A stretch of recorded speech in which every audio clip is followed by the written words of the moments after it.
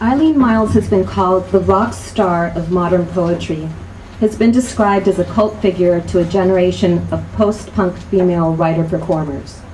In regard to her, Dennis Cooper has said, Myles basically talks shit in skinny columns and calls them poems. Thing is, she has one of the savviest voices and most restless intellects in contemporary literature. Honest, jokey, paranoid, sentimental, mean, lyrical, tough, you name it, end quote.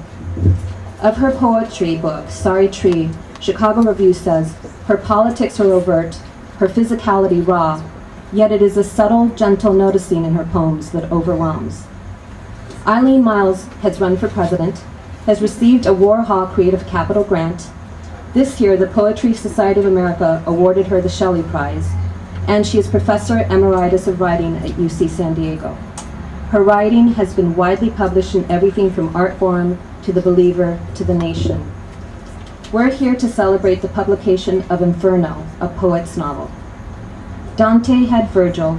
The Eileen in the Inferno had Eva Nelson, her English professor, whose, and this is a quote, ass was so beautiful, it was perfect and full as she stood at the board writing some important word, reality, or perhaps illusion, end quote. And who pushed Eileen to write her first Inferno in college.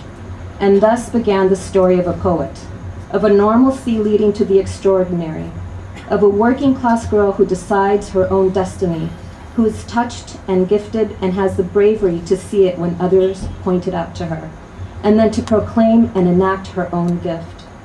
This book is amazing and fast and electric.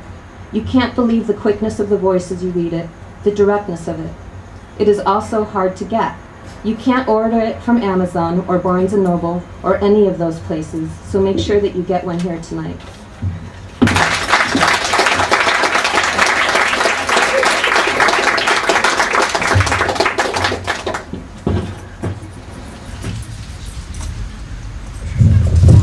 Thanks, Veronica. So, this book, it really is kind of I just wrote this book for like 10 years, so I'm like, thank God it's out, it's done. But it really is just about these two things, kind of like, I thought these two things are important, and one is sex and one is poetry to me. And so I kind of wanted to show how they were inside out of each other,